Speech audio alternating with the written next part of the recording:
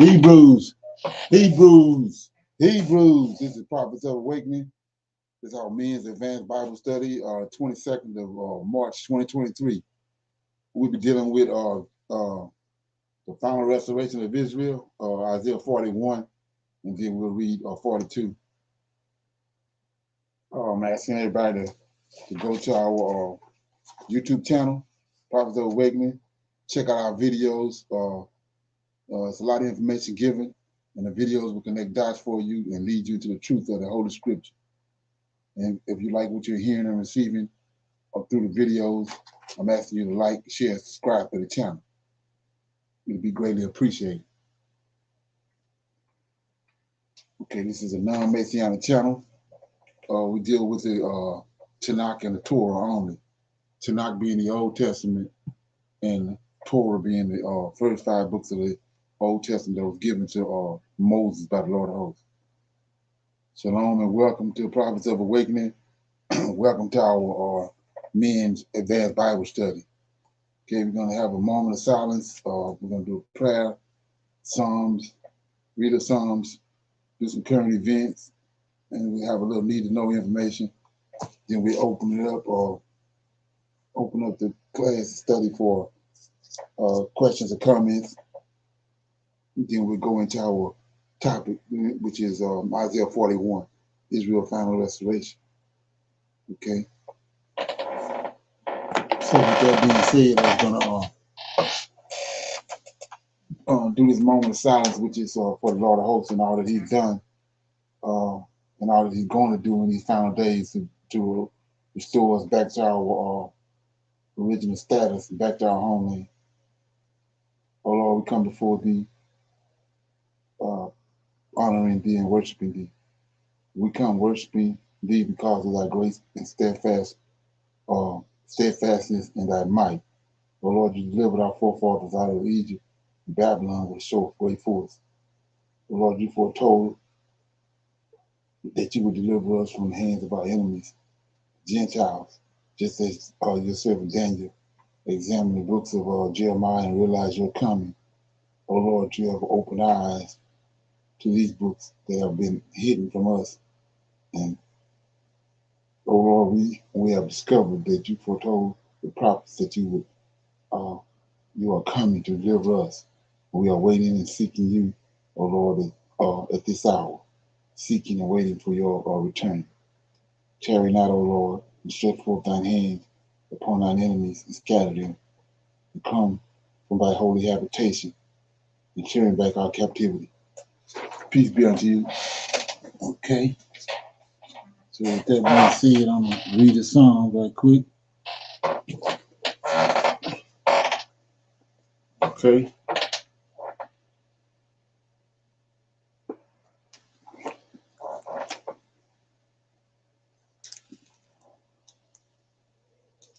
I'm going to read the Psalms 22. It's a cry of anguish and a song of praise. It's one of David's chief musicians, Shahar. My God, why hast Thou forsaken me? Why art Thou so far from helping me, and from the words of my roaring? Oh my God, I cry in the daytime, but Thou hearest not, and in the night season, and I am not silent, but Thou art holy. O Thou that inhabited the praises of Israel. Our fathers trusted in Thee. They trusted and Thou didst deliver them. They cried unto Thee and were delivered. They trusted in Thee and were not confounded. But I am a worm and no man, a reproach of men, and despise the people. All they that see me laugh me to scorn. They shoot out the lips. They shake their heads, saying, He trusted on the Lord that He would deliver him. Let Him deliver him, seeing He delighted in him. But Thou art He that took me out of the womb.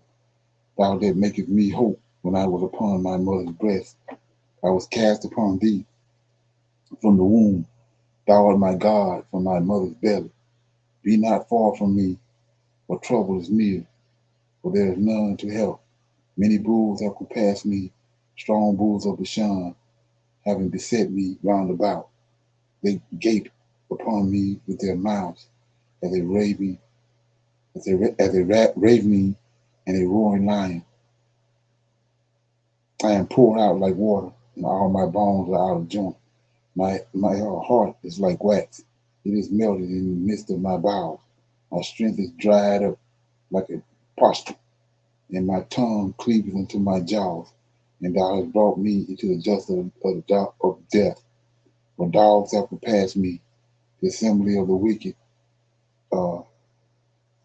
wicked have enclosed me. They pierce my hands and my feet. I may tell all my bones. They look and stare upon me. They part my garments among them and cast lots upon my vesture. But he, but but be not thou far from me, O Lord, O my strength, as thee to haste thee to help me. Deliver my soul from the sword, my darlings from the power of the dog. Save me from the lion's mouth, for thou hast heard me from the horns of the unicorn. I will declare thy name unto my brethren. In the midst of the congregation I will praise thee. Ye that fear the Lord, praise him. All ye that be the seed of Jacob, glorify him and fear him, all ye seed of Israel. For he hath not despised nor abhorred the affliction of the afflicted, neither have he hid his face from him. But when he cried unto him, he heard. My praise shall be of thee in the greatest congregation. I will pay my vow before them that fear him. The meek shall eat and be satisfied. They shall praise the Lord that seek him. Your heart shall live forever. All the ends of the world shall remember and burn and turn unto the Lord, and all the kindred of the nations shall worship before thee. For the kingdom is the Lord's, and he is the governor among the nations. All they that be fat upon the earth shall eat and worship. All they that go down to the dust shall bow before him, and none can keep alive his own soul. A seed shall serve him. It shall be accounted to the Lord for a generation. They shall come and shall declare his righteousness unto all people that shall be born, that he have done this.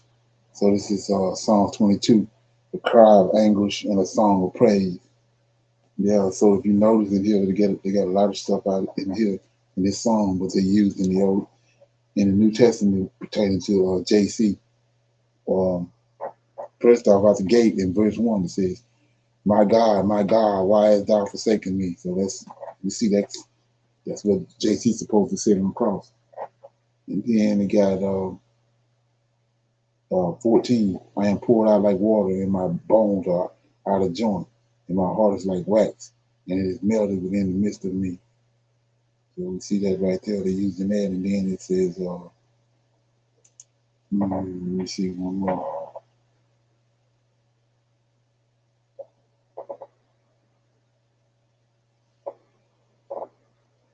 Okay, he says they part of the garment. Let me see what they said.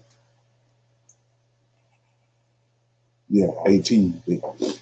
They part my garments among them, cast lots upon my vesture. But be not thou far from me, O Lord, for my strength has thee to has haste thee to help me. So we see right here, they got verses out of here when they concoct and manufacture this attack, Jesus JC. Okay, so with that being said, we're gonna go to some current events. Okay.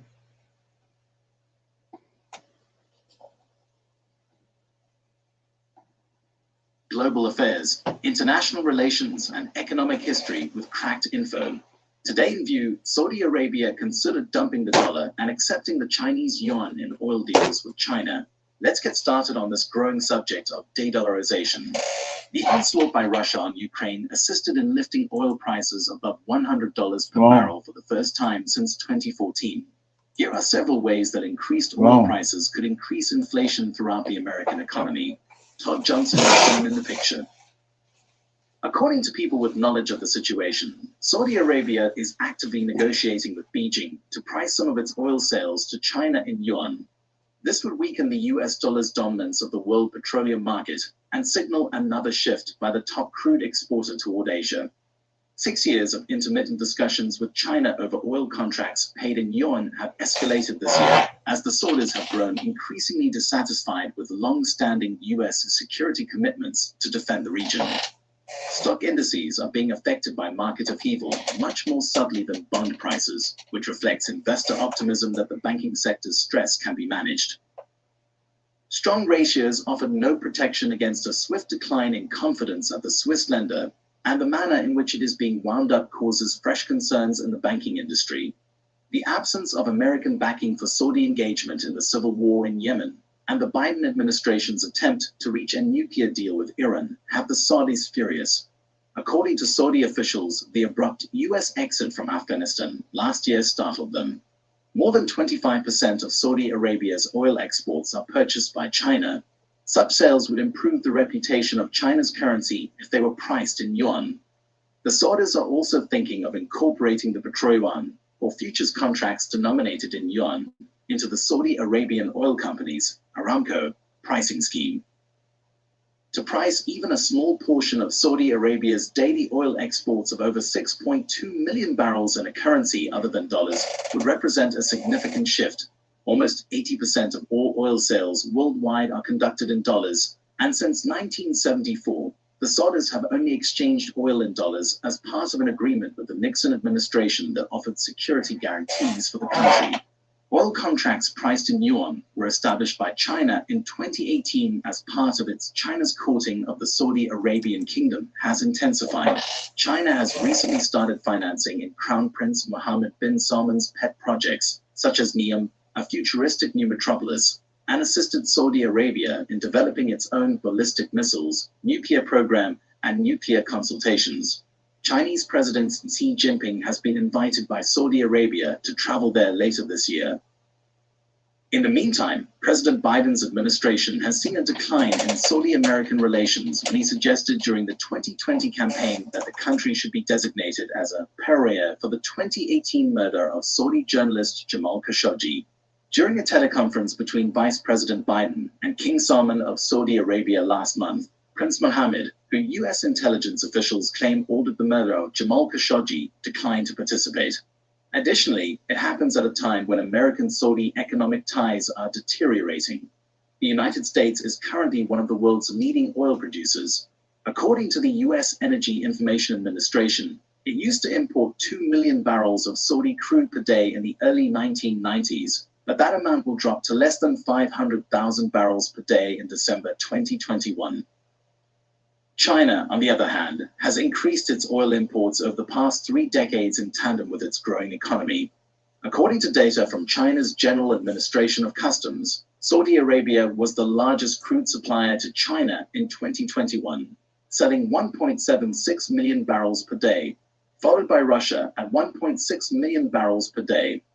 The situation has significantly altered the Saudi-American connection. China has been providing the kingdom with everything you could possibly think of, the official claimed. The idea of the Saudis selling oil to China in yuan was described as very unpredictable and aggressive, and not very plausible by a senior US official. When there was tension between Washington and Riyadh in the past, the Saudis, the official claimed, had floated the idea. The Saudis might decide to back off. The Saudi economy, which uses the rial as its currency and is pegged to the dollar, might be thrown off if daily trades in millions of barrels of oil were switched from dollars to yuan. Prince Mohammed has been warned by his advisors that moving forward with the plan quickly could result in unanticipated economic consequences. By conducting more transactions in yuan, Saudi Arabia would be more tightly linked to China's currency, which isn't popular with foreign investors due to Beijing's strict control over it. The Saudi government's budgetary outlook might potentially be harmed by contracting oil sales in a less stable currency.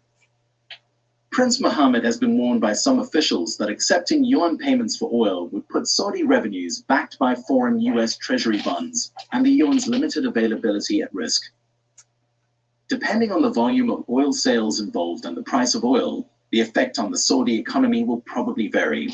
According to some analysts, diversifying the kingdom's revenue sources and shifting away from dollar-denominated oil sales could eventually result in the real being repaid. By conducting more transactions in yuan, Saudi Arabia would be more tightly linked to China's currency, which isn't popular with foreign investors due to Beijing's strict control over it. Okay, so what we're looking at right here on the video is Saudi Arabia made the decision to go with the yuan rather than the dollar. And that's major. Like I said, we already see what's happening to the banks. So they're making a decision to start dealing with the yuan rather than the dollar. So like I said, this place is slowly going down. Okay. Got one more on it on this. Let's see. Let's talk about BRICS yesterday. And we're going to see right here what Africa is. Welcome to Line Flux, where we delve into the latest news and developments on world affairs, international relations, and technology. In today's video, we'll be discussing Africa, and its leaders reiterate their decision to join BRICS. African country leaders are continuing to show their interest in joining the BRICS economic bloc as a means of opening up their economies to new opportunities. So be sure to hit the subscribe button and like this video to show your support. Don't forget to activate the bell notification option to stay up to date with our latest videos on current events and global affairs that have a direct impact on our daily lives. Let's get started. The BRICS alliance includes Brazil, Russia, India, China, and South Africa, representing a quarter of the global economy and more than 40% of the world's population. The group is seen as a new power in international affairs, especially as debates around UN reforms and new global orders emerge.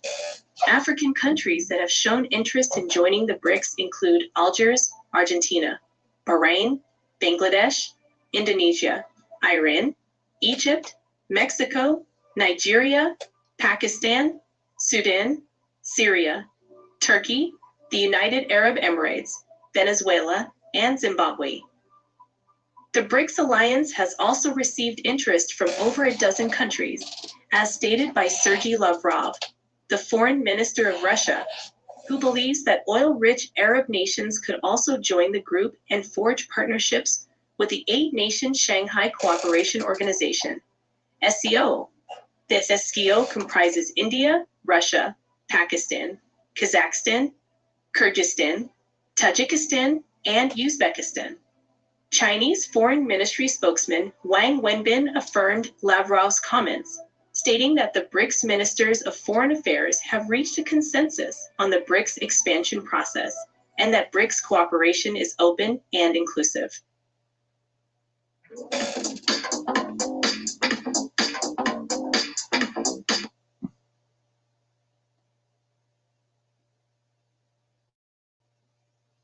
Joining BRICS.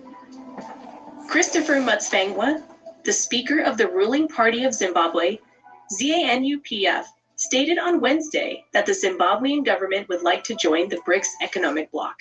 He made it clear that they would like to become a member of the BRICS, expressing optimism for its further development. Mutsvangwa also noted that Zimbabwe is interested in creating alternatives to the SWIFT payment network, which the West currently dominates. He believes that BRICS could help with this issue. Apart from Zimbabwe, other African countries have shown interest in joining BRICS. In 2020, Algeria, Egypt, and Nigeria expressed their desire to join BRICS. For Algeria, joining the BRICS alliance would give the country access to new markets and investment opportunities. The country seeks to diversify its economy and move away from its dependence on oil and gas exports. Algeria also hopes to create a stable, multilateral global order and promote South-South cooperation. Nigeria is Africa's largest economy and has been interested in joining BRICS since 2018. Nigeria's president, Muhammadu Buhari, has emphasized increasing economic ties with BRICS nations, especially in trade, technology, and investment. Nigeria sees BRICS membership as a way to reduce its dependence on oil exports and promote economic diversification. Nigeria also sees the BRICS as a platform to engage with other emerging markets and promote economic integration within Africa. Egypt has shown a keen interest in joining BRICS as part of its economic reform plan, which aims to attract foreign investment and promote economic growth.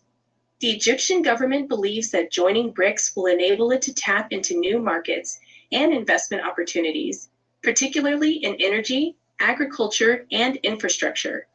Egypt is also interested in cooperating with BRICS nations on issues of regional security and counterterrorism. Benefits of joining BRICS. Joining the BRICS alliance has numerous benefits for African countries. Firstly, it provides access to new markets and investment opportunities. As emerging economies, the BRICS nations seek to expand their trade and investment links, particularly with Africa. African countries joining BRICS will benefit from increased investment in their economies, which can lead to job creation and poverty reduction. Secondly, joining BRICS enables African countries to diversify their economies away from traditional commodity exports. The BRICS nations are seeking to expand their own manufacturing and service sectors. They are interested in sourcing raw materials. With the ongoing global political and economic woes, many African countries reaffirm their interest in joining the BRICS nations to open up their economies. The BRICS nations, including Brazil, Russia, India, China, and South Africa, represent about a quarter of the global economy and over 40% of the world's population. So as you can see, everybody's getting away from the United States in particular, but they going away from the West. And we was reading yesterday how in Isaiah chapter 60, that the Most High had promised us through our prophets said he was going to turn the world economy and the sources and the resources that's in the world, he's going to turn toward us at the very end. And we can see how everybody's going away from this place. Nobody wants to deal with it no more. It's being redirected. They don't have nothing to do with it. Okay. So I got I had this video for yesterday, but some kind of way it disappeared. But this is some need to know information that's pertaining to there are African people over in Africa, the ones that's Israelites, they're starting to wake up by the hundreds and thousands. I'm going to play some of that. This is a major sign. Time of the end. So much for having us here on People and Places. But first of all, for the benefit of our viewers who may not know your name, can you please mention your full name to us? Yeah, thank you very much. I am Walumo Boni Lumbo Noi Osekan Benefu the second, Osu Nadu and Clothing Lom, the overlord of all of Osu.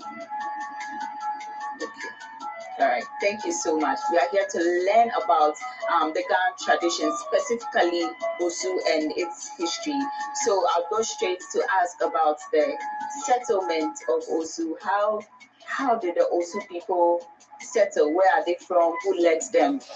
To talk about Osu and its settlement, Osu is a Nagu clan, and we migrated from Shame, that is in the eastern part of Nigeria, and settled at Osuko, which is Osudoku, which is in the Shai Osudoku district, on a mountain we call Osuyoko.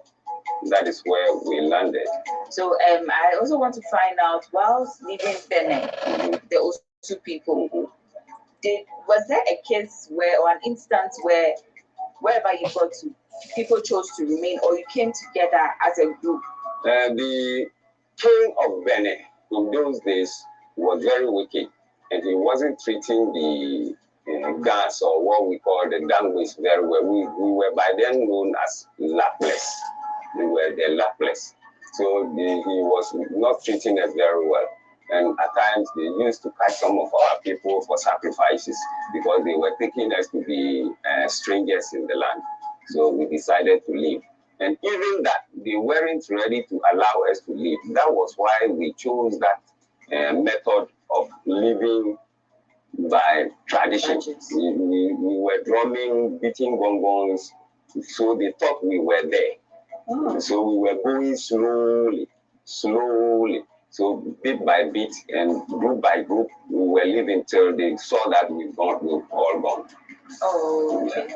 Oh, that's an interesting bit. But if you say you were strangers in Benin, where exactly did the guns come from? Because from research, some people say the guns are from Israel. Some people say exactly so. Yeah. We are a tribe, Levitical tribe of the Dan, of the tribe of Dan in Israel, and that was in 72 AD. 72 AD when the Persians invaded Israel, Jerusalem, and they had wanted to take the Ark of Covenant. So we were the people who carried the Ark of Covenant to Ethiopia. Okay. So we left from Ethiopia because the Somalians were also disturbing us. They were Berbers. They were also disturbing us. So we were not a warlike people. We are just a priestly group.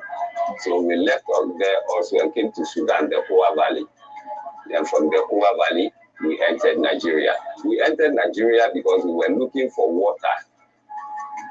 And we worship where we have water. We use only water to worship. And so we were Levitical group. That was how we came to Nigeria. Okay. That's an interesting history about those people. Yeah. Every ethnic group has a history. Yes. And it was because of something that they came to settle on certain lands. So what is the story of the Anglos as far as migration is concerned? The Hebrews were part of the Hebrews. And so they stayed in Egypt together and then moved to Palestine. They were there when Nebuchadnezzar conquered the Hebrews and brought them to Babylon. But during the attack on, some of them escaped, and the Hebrews were those who escaped. When they escaped, they went back to Egypt. And from Egypt, they moved to Sudan. And they stayed in Khartoum. The word Khartoum is Khartoum. Okay. You know, the Sahara Desert has the egg. Yeah. I mean, there is a rocky part, there is a stony part, there is a sandy part. Yeah. And Khartoum means sandstorm. Kar is sand. Yeah. Storm is a home. Okay. Yeah, so because there is a sandstorm, they say the sun is just forming a storm. Khartoum. That is inside the sandstorm. They were there, but because of the harassment by the Arabs, they moved eastwards to Abyssinia, now called Ethiopia. Okay. Now, when they were in Ethiopia, people from India came and attacked them, seized some of them, and sent them to India. So if you go to India today, there are people who are just as black as you and me. Yeah. Because they could not withstand the incessant attack, they moved now westwards to the Niger Bend. So they were there where the old Ghana Empire was established. Okay.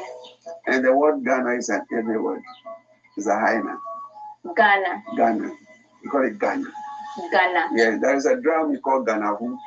Now that one, don't beat it, you just strike it with the talking stick. And exiled the 10 tribes of Israel, the northern kingdom, in 722 BCE.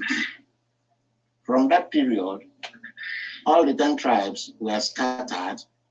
The bulk, according to Mazutra, were taken to Africa. So in Igbo land, you will see most of these lost 10 tribes. Come here and want to use language and to divide us. Medicine in Shona is Mushonga. Medicine in Benda is Mushoka. We are one thing, we speak one language, the difference is dialect, and therefore we cannot pay attention on dialect. You know why they hate me? Because I'm teaching you these things. They want you to remain dumb because without brains, they can control you. But when we are united as Africans, no one can come between us and divide us. So let us fight until we know who we are. Because what they did was to take our identity. One day I will tell you why I'm Mushabi. Mushabi are black Jews. But not today. I'll explain to you why I'm a black Jew. Because we come from very far. Where these Jews claim they come from, that's where we come from. Actually, the original Jew is black. But let me leave that debate. We'll deal with it some other day. Okay, so we see right there these so-called Africans waking up all over the continent, understand that who they are as Israelites, and it's debunking this propaganda that they spreading over here about 10 tribes is over here and all that, but they waking up over there by the thousands. So all this is sign. So if you want to watch all of that, it's like about 25 minutes. It's the Israelites in Africa are revealing deadly secrets. Deadly secrets. Tribes of Israel are identified. You want to check it out. Okay, so I'm at the point now where questions or comments. Anybody got any questions or comments in the chat? Anybody got anything? Let me see. Okay.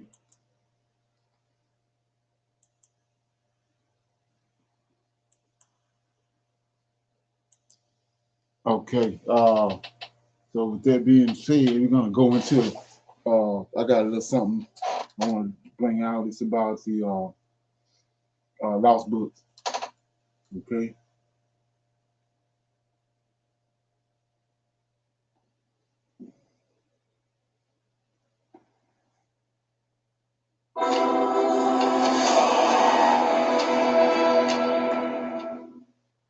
A favorite of Earth Ancients, Reverend Jim Willis, has written a fascinating new book called Censoring God, the history of the lost books and other excluded scriptures. Now, listen to that, other excluded scriptures. You think of the Bible as a collection of stories, of a history, of personal tragedy and enlightenment. Of course, there's a ton of miracles in the Bible, but what Reverend Jim has come up with is a story that is a little bit disturbing. And Jim, I want to welcome you back to Earth Ancients. Great to have you with us. Good to be with you, Cliff. As always, it's a good thing that you and I were not in the same Sunday school class. We would have driven our teacher crazy. Oh, you had the same problem? You were questioning? I was the same way myself. Wow, that's amazing. It is such a book packed with great detail. If you were to outline who the editors or the people who formulated the Bible, it's a historic kind of a story, isn't it? It's not just one period; it's a continuation. Give us an overview of how the Bible came about. Sure. Yeah. I've been raised like you in a household where we all had the Bible. I went to church all my life. About 71, 72, I went to seminary for the first time. And I decided to start studying this thing for real. I had a fundamentalist conversion in 1971, 70, something like that. I'm not a fundamentalist or anything like it anymore, although I still call myself a Christian, although I'm sure many of my Christian friends probably think I've left the fold. But when I began to study, I began to try to answer those questions that you and I both asked in Sunday school class. Cain killed Abel. That left only Cain left. And then the next verse says he went out and built a city. Well, how do you build a city if you're the only guy left when you killed your brother? There's nobody else in the world. Stories like that. They just didn't make sense. I had trouble with the geology of Noah's flood. I had all of these different ideas that I wanted to get answered. And lo and behold, I discovered that something I probably already knew, like most people already know this, but it doesn't sink in. We like to think that the Bible comes straight from the mouth of God. But just like everything else, all religious texts, whether the Hindu text, Buddhist text, Jewish, Muslim text, there's always a committee that stands between the original story versus the original authors and us. There's always a group of people who have to do the editing. It's the same with everything else in life. Our news broadcast, we like to think that we get the news, as it comes up. But before it comes on our television, there's a group of people, a committee that decides what we're going to see and what we're not going to see. And that committee has a tremendous difference in shaping our minds. All you have to do is, for instance, turn on your TV tonight and watch MSNBC and then watch Fox, and you'll find two different total news programs, because there's a reality that stands between us. Yeah, two realities. Yeah. And it's the same thing with the Bible. I was always taught, for instance, that Jesus held in his hand the Old Testament. That was that's what Christians call the Hebrew Scriptures. And we were always taught that Jesus read the Old Testament, but the truth is he didn't. The Old Testament, the Jewish Scriptures that we know today, weren't put together until tradition has it in the town of Jamnia in the late first century after Christ. In other words, 80 or 90 years after Jesus, a group of people met at Jamnia, a group of Hebrew scholars, and they decided which texts were going to be put into the scriptures and which weren't.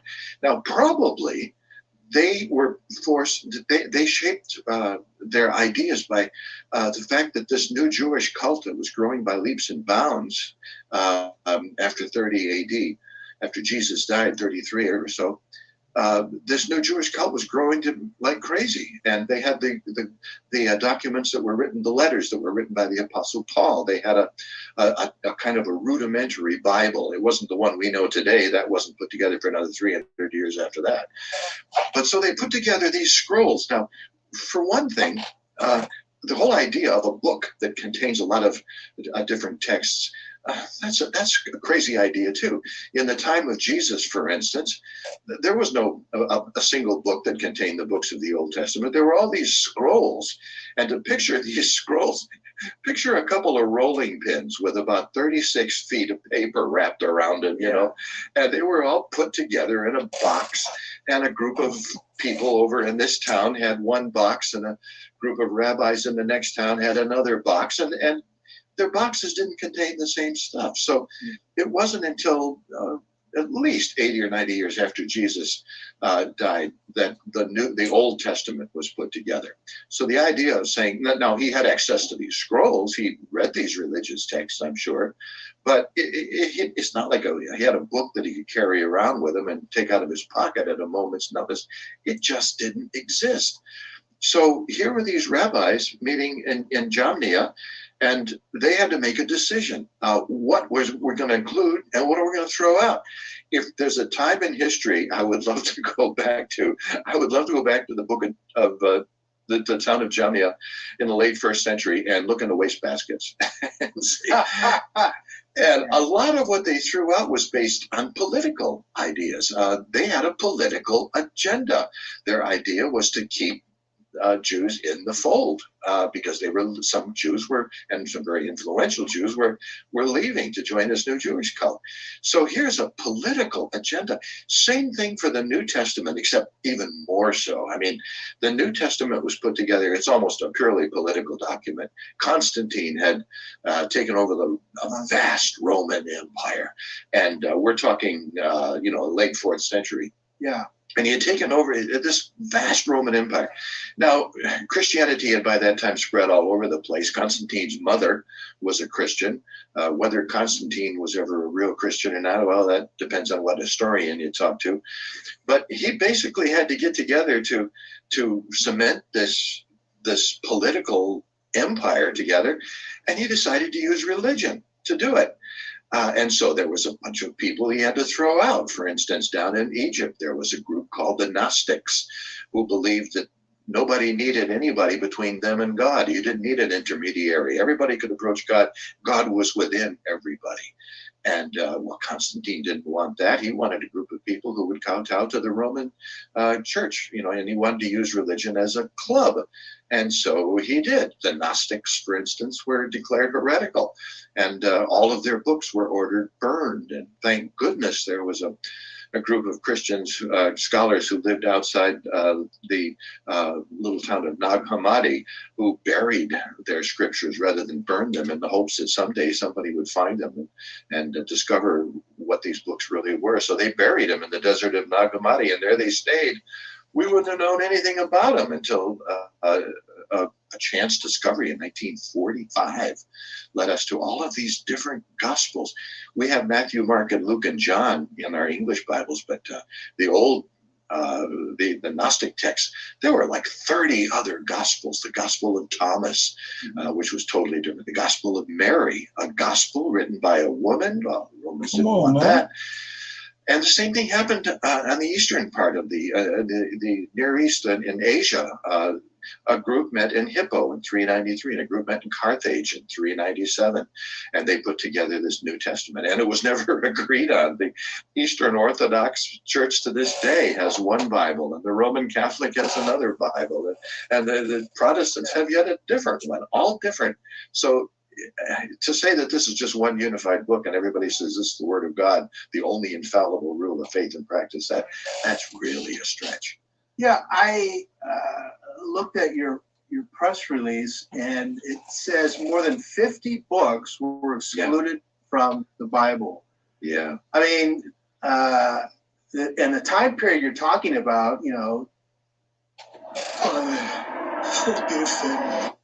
Okay, any comments so far? We'll play a little more after this.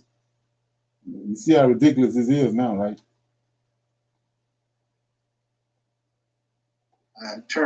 What did you say, 1st century BC? The 1st century AD. 1st century AD. Yeah. They're doing editing there. And I know from my research that the Book of Enoch was one of the early books that were removed. Yes.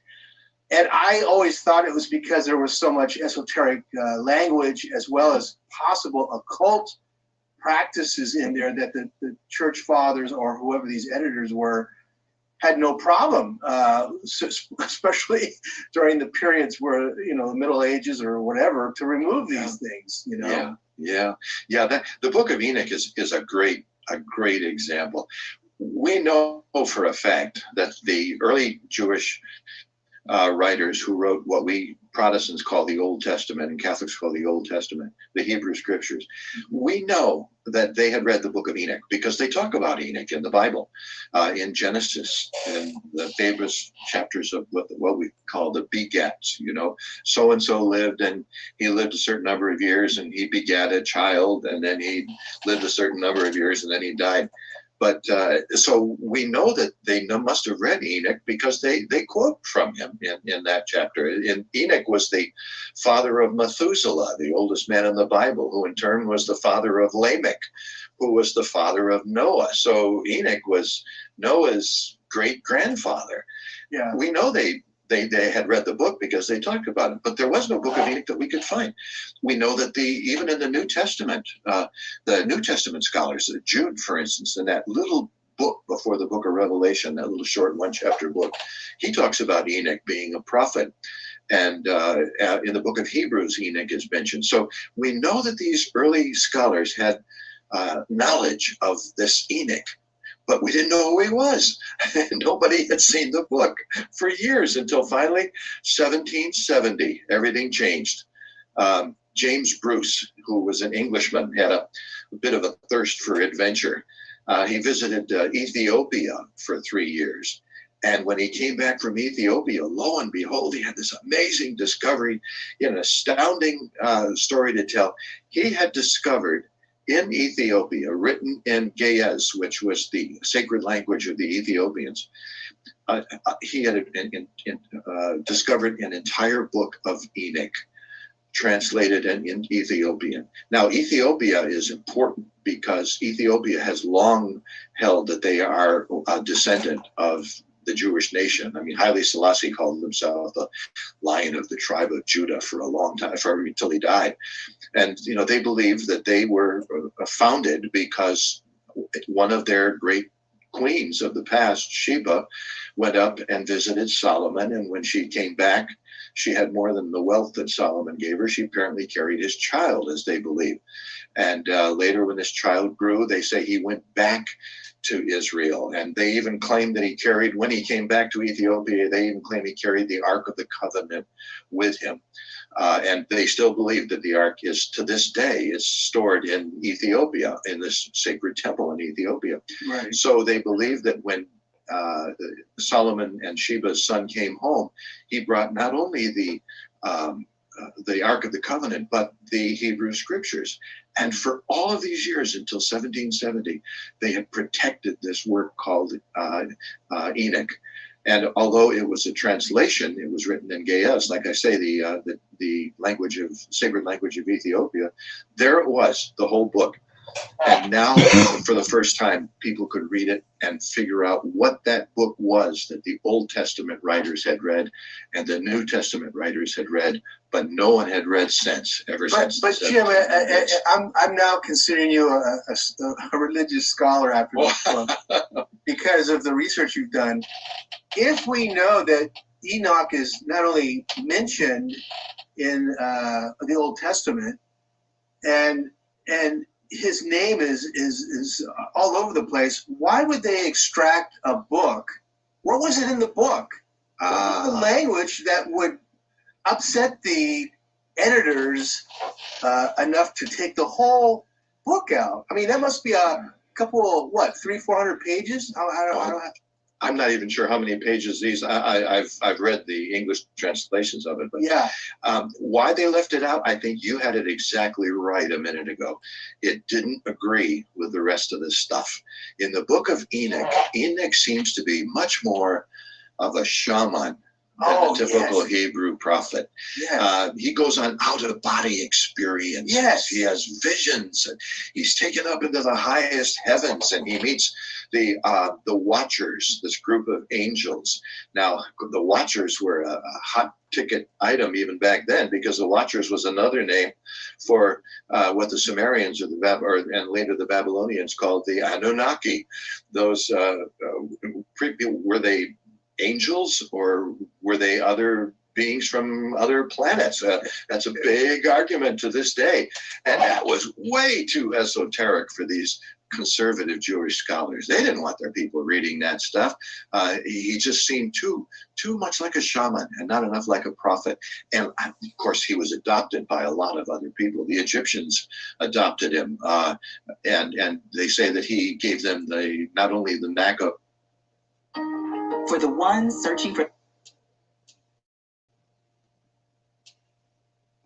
Okay.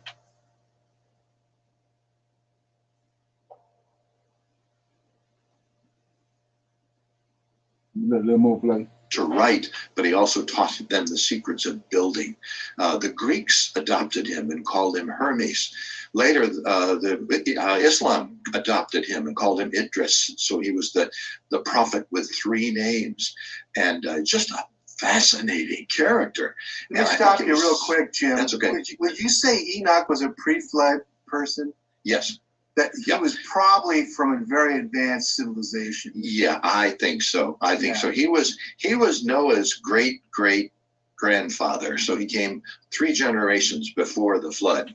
As a matter of fact, in the book of Jude, in the New Testament of the Christians, they say that that's exactly what Enoch was doing. He was preaching about the coming flood. He was telling the people that they had left God and that they had gone from the way, and God was going to destroy the world. And that's why that wonderful, wonderful enigmatic verse says, instead of saying Enoch lived so and so many years and then died, it says Enoch lived and then he was taken. He never died, according to the Old Testament. Okay. Yeah. So you want to check out that video? It's this is why giants, the watchers, and more were removed from the Bible. That's the name of the video. But notice, like I was saying before, let me get it. Yeah. Amen. So like I was saying before, notice how I was telling you about how they tricked us off.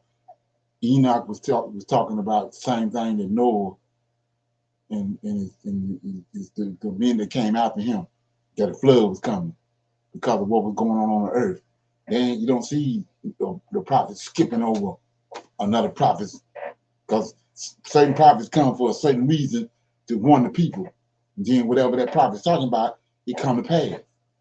So it's like when Abraham, they haven't even went to that, when Abraham was living, when he received the dreams and the visions in Genesis 15, they hadn't been to Egypt yet. Abraham, the visions he getting, the angels showing him what's getting ready to happen. Abraham talking about Egypt. And like I said, the minor prophets that came back from Babylon is the ones that's talking to us. When you go to and deal with Haggai and Zechariah and Obadiah, they're talking to us. And Hosea, they prophesying to us what's coming, what's going to happen. Ezra. So what they didn't. You got all these so-called scholars and Bible teachers, mores. They coming with with Genesis 15, saying that that's America and that's the 400 years. Look at all the information and all the prophets came after that. He chose to get for Abraham to prophesy some way in the future that these other prophets that he gonna bring on the scene haven't even came yet gonna do. No, Abraham is talking about they getting ready. They're going to Egypt, and then he mentioned the Amorites. We see what happened when the Joshua and them came out of Egypt.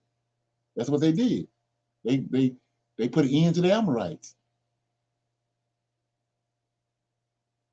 And you ready to divide all that. So, like I was saying, I think that video that I was just playing is pretty informative. So if you want to watch it, you can Google it and check it out. Okay. So with that being said, I was going to go into the class, which is I'm reading out Isaiah 41, and it's the final restoration of Israel, and I'm gonna read it, then I'm gonna read Isaiah 42 and connect the two because they're pretty informative on the information. So I'm gonna start reading. I'm in Isaiah 41. Let me get it. Okay.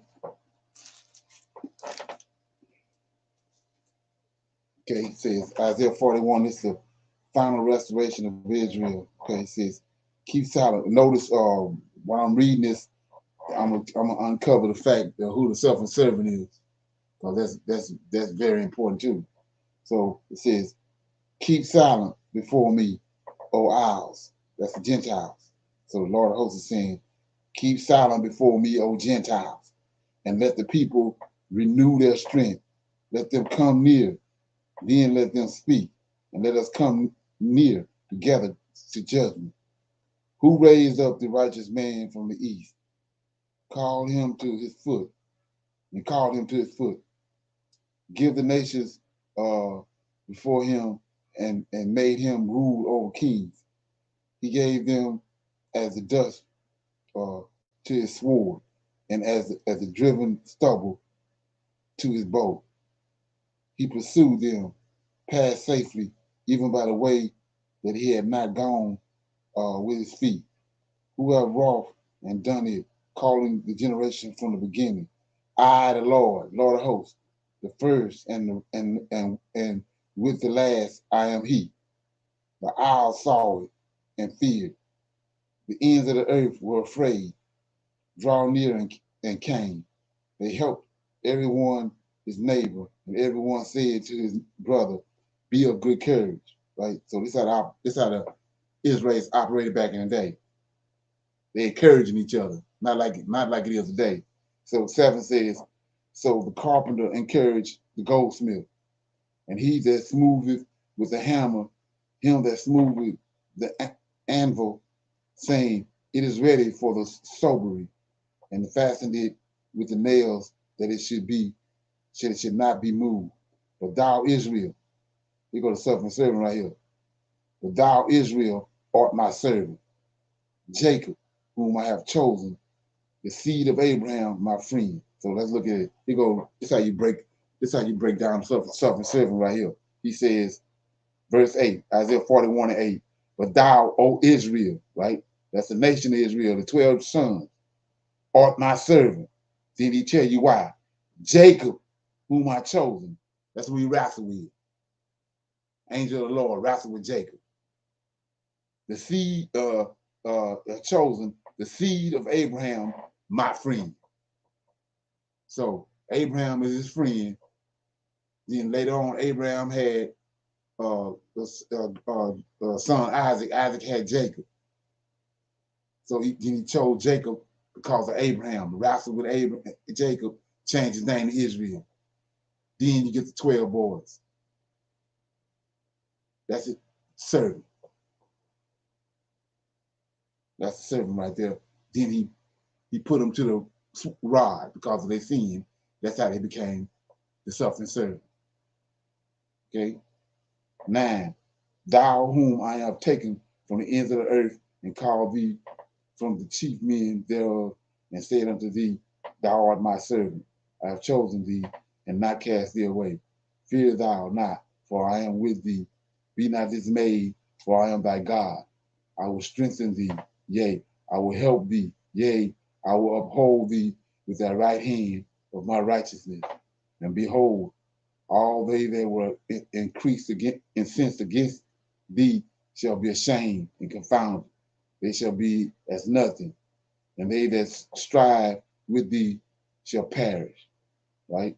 So we see right here, over and over again, pretty much every African American that you see, Israelite, everybody around them got a problem with it.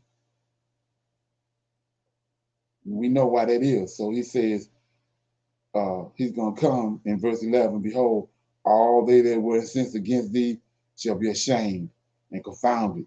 We see that already started. They shall be as nothing, and they that strive with thee shall perish.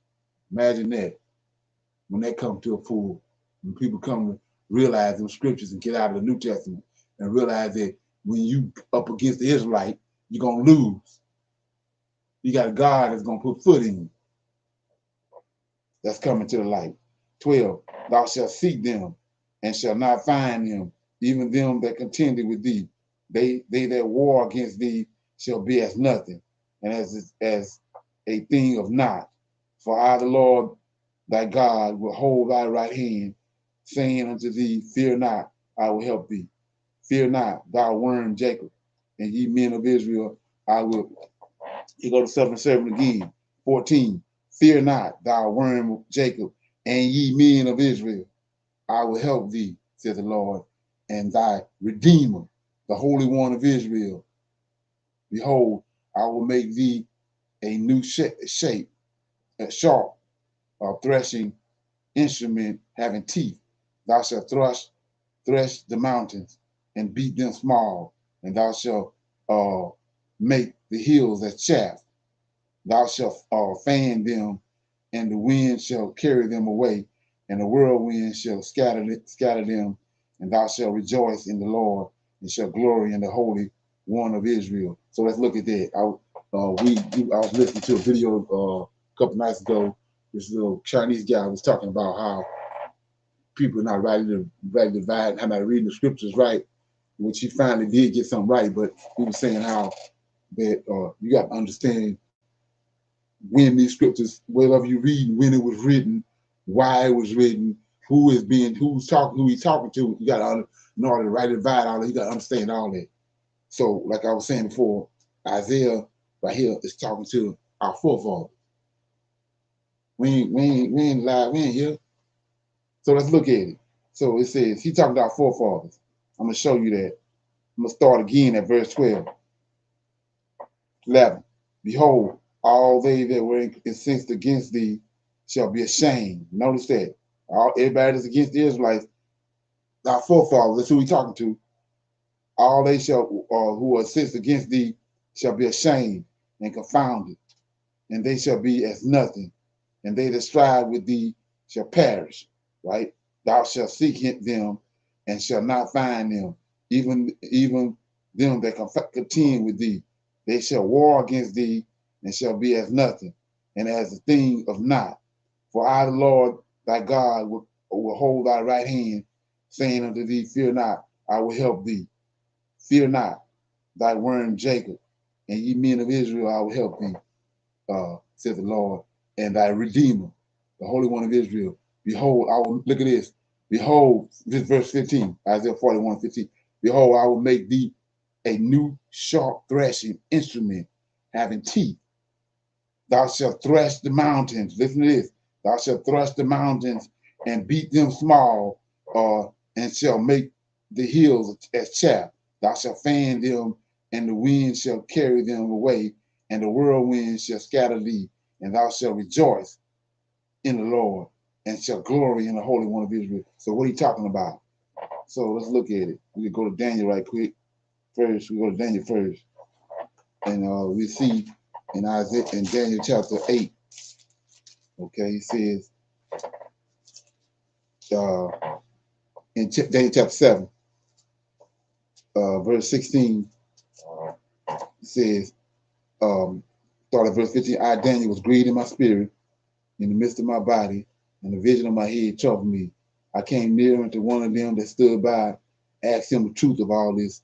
So he told me and made me know the interpretation of these things. He says, these great beasts, which are four kings which shall arise out of the earth. So 4 kingdoms gonna come. We're at the end of the 4th beast right now. Verse 18, but the saints of the Most High shall take the kingdom and possess the kingdom forever. So he said the saints of the Most High are gonna take the kingdom. Who the saints is? These people he talking to, Isaiah talking to. They ain't none of us. He says the saints of the Most High take the kingdom, possess the kingdom, even the kingdom forever, even and forever. So he say, what are you talking about? Well, the people he talking to back in Isaiah 41, these are the ones that are the saints. So how we know that? Go to Ezekiel.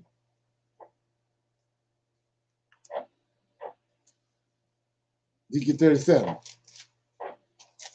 That's what he's talking about. 37. He says, I read this last night. He says, let me read it right quick. He says,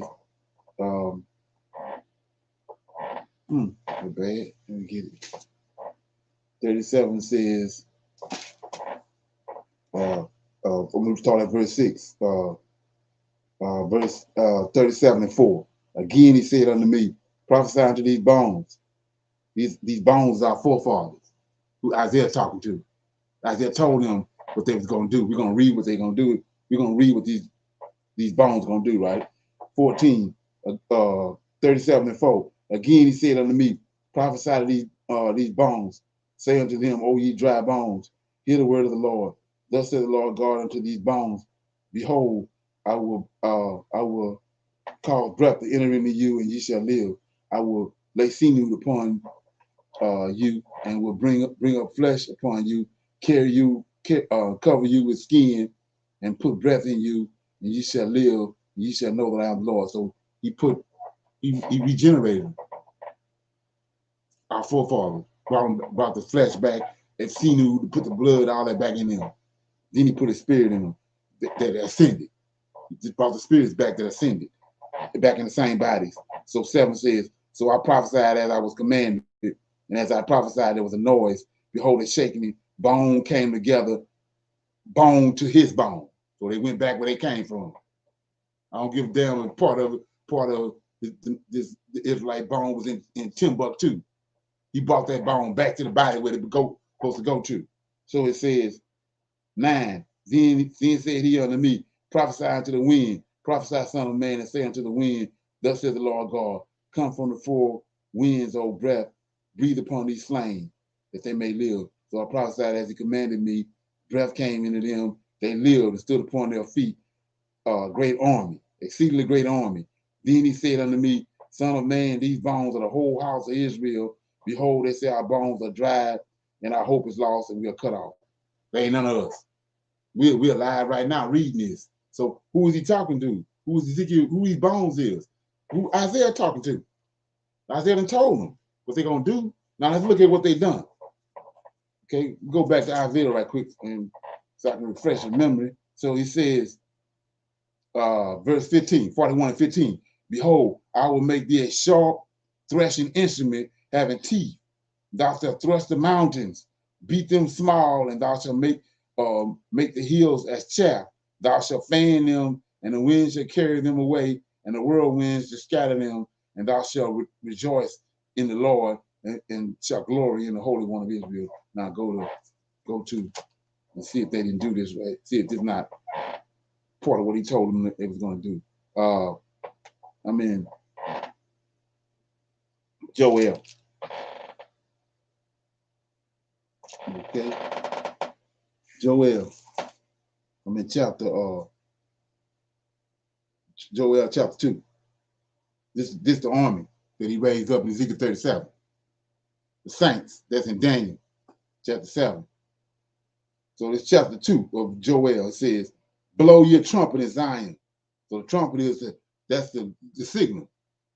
And shout and sound the alarm in my holy mountain, and let all inhabitants of the land tremble. Why? For the day of the Lord cometh, for it is nigh at hand, a day of darkness, of gloominess, a day of clouds, and of thick darkness, as the morning spread upon the mountains, a great people. This is the army in Ezekiel 37. And strong, there has not been ever the like, neither shall there be any more after it, even to the years of many generations. A fire devoured before them, and behind them a flame burneth. The land is as the Garden of Eden before them, and behind them desolate, wilderness, yea, and nothing shall escape them. The appearance of them is as the appearance of horses, and as horsemen, so shall they run. Like the noise of chariots, here go what he told them. You're going to beat down mountains, right? Like the noise of chariots on top of mountains shall they leap. Like the noise of the flame of fire that devour the stubble, as the strong people set in battle array. It's an army, right? The one in Ezekiel 37 and 11. Before their faces, the people shall be much pain. All faces shall gather blackness. They shall run like mighty men.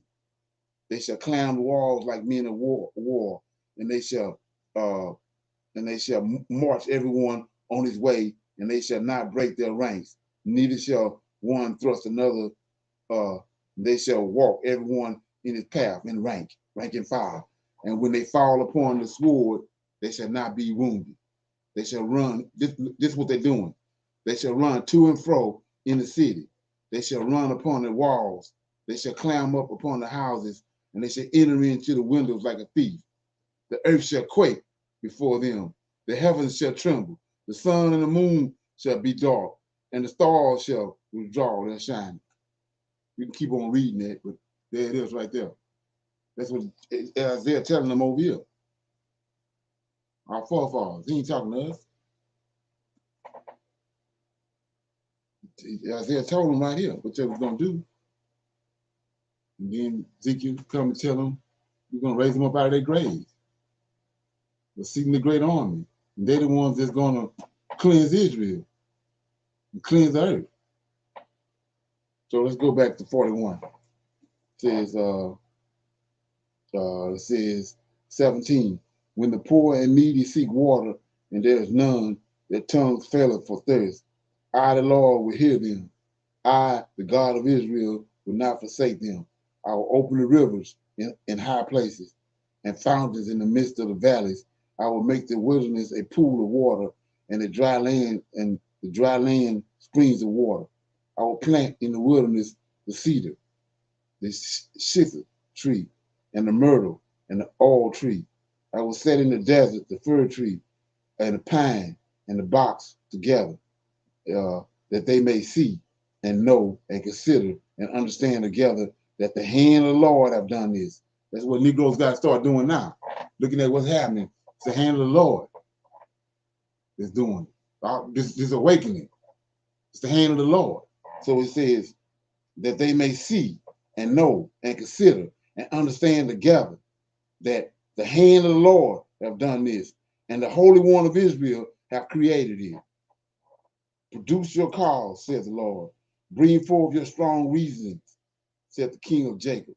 Let them bring them forth and show us what shall happen. Let them show the former things, what they be, that we may consider them and know the latter end of them, and declare us things for to come. Show the things that are to come hereafter, that we may know that ye are gods. Yea, do good or do evil, that ye may be dismayed and behold it together. Behold, ye are of nothing, and your works are not. The abominations is he that chooseth you. I have raised up one from the north, and he shall come from the rising of the sun, and shall come upon the princes and upon the mortar and upon the potters as a potter treadeth clay. Who have declared from the beginning that we may know, and before times that we may say he is righteous. Yes, there is none that showeth ye, there is none that declare ye, and there is none that heareth your word. The first shall say, okay, my page is messed up. Let me see. So the first shall say to Zion, behold them, and I will give to Jerusalem one that bringeth good tidings. For behold, and there is no man, even among them, there was no counselor that I would ask them could answer words. Behold, they are all vanity. Their works are nothing. Their their molten images are as wind and confusion. So that was Isaiah 41, right? And we see right here that all the stuff that we discovered, like he said right here, it's not. It ain't nothing. It ain't hitting on nothing. It ain't going nowhere. But everything that he done spoken, we see it coming to is manifesting itself. But the lies and the ideologies they concocted is being laid bare. Okay. Okay. Anybody got any comments? No comments? Okay. I'm gonna read 42 and we'll close out. Okay, this is the title in my King James is let me get my page is messed up on that. Okay, it's Isaiah 42. Let me get it. Isaiah 42. And my title is the Lord's servant. It said, "Behold, my servant, whom I uphold, mine elect, in whom my soul delighteth. I have put my spirit upon him. He shall bring forth judgment to the Gentiles." Right? He shall not cry, nor lift up, nor cause his voice to be heard in the secret streets. A bruised reed shall he not break, and a smoking flash shall he not quench. He shall bring forth judgment to the truth.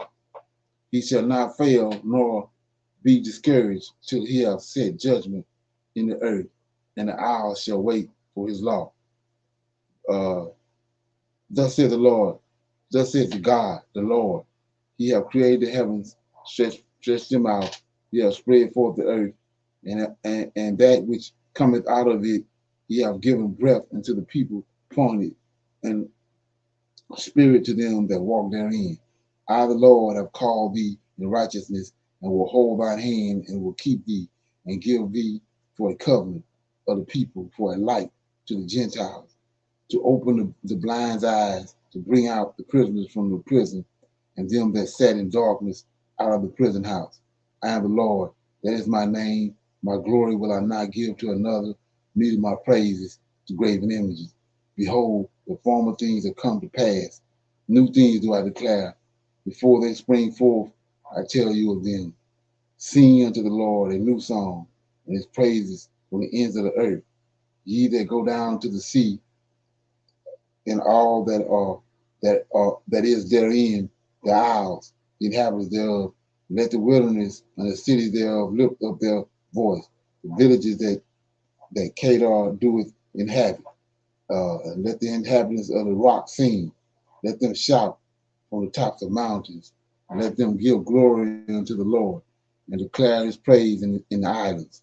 The Lord shall go forth as a mighty man. He shall stir up jealousy like a man of war.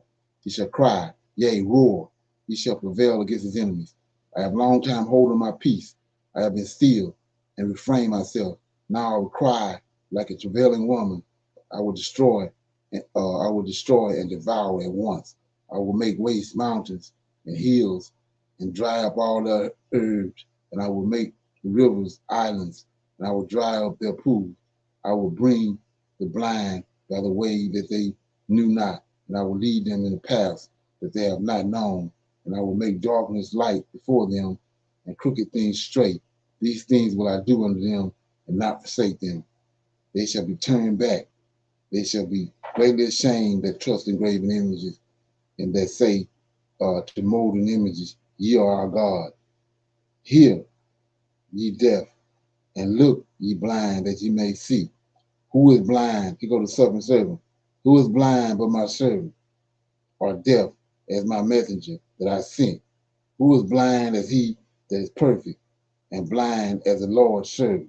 Seeing many things, but thou observest not. Opening the ears, but he heareth not. The Lord is well pleased for his righteous sake. He will magnify the law and make it honorable. But this is the people robbed. He go to suffering servant. This is a people robbed and spoiled. They are all of them snared in holes, and they are hid in prison houses. They are for a prey, and none delivered, for a spoil, and none said restored. It's Israel, they suffering servant. Who among you will give ear to this? Who will hearken and hear for the time to come? Who gave Jacob for a spoil, and Israel to the robbers? Did not the Lord, he against whom we have sinned, for they would not walk in his ways, neither were they obedient unto his law. Therefore, he hath poured upon him the fury of his anger and the strength of his of battle, and he hath set him on fire round about, yet he knew it not, and it burned him, yet he laid it not to his heart. So that was Isaiah 42, right? So check this out. I'm in verse 24. It says, who gave Jacob for a spoil and Israel to the robbers, right? So let's show you who the robbers are. I'm in Obadiah, right quick.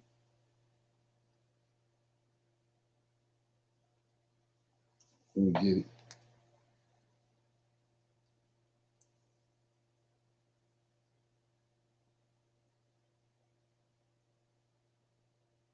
Okay, Obadiah. I'm in Obadiah. It's only one chapter, and I'm in verse 5. The Lord host talking. If these came to thee, if robbers by night, how are thou cut off? Was they not stolen till they had enough? If grape gatherers came to thee, would they not have left some grapes? How are the things of Esau searched out? See that? How are his hidden things sought up? So Esau is the robber. Esau the one that robbed us. It says, 7. All the men of thy confederacy have brought thee even to the borders. The men that were at peace with thee have deceived thee and prevailed against thee. They that eat at thy bread have laid a womb under thee. There is none understanding in him. Shall I not in that day, the Lord, says the Lord, even destroy the wise men out of Edom, understanding out of the mount of Esau? So Esau was robbed. Then you go to Daniel, put the nail in the coffin. You go to Daniel chapter 11. Chapter 11, verse 14. This is when the Greeks came on the scene. And it says in verse 13, for the king of the north shall return and shall set forth a multitude greater than the former, and shall certainly come after certain years with an army and with much riches. And in those times there shall many stand up against the king of the south, this Bartholomew, one of the generals from Alexander, king of the south. Also the robbers of our people shall exalt themselves to establish the vision, but they shall fall. So what is that telling you? They picked the vision up. They built a temple. Herod. They picked the vision up where Solomon and Zerubbabel built temples. Then the Edomites came in the land. These not Israelites in the land during the so-called time of Jesus. These Edomites. Herod there. He the king of the Edomites. So they picked the vision up. They built the temple. But he said they gonna fall. So that was them that fell in 70 AD. That's who was in the land of Israel in 70 AD. So suck on that. Okay. So anyway,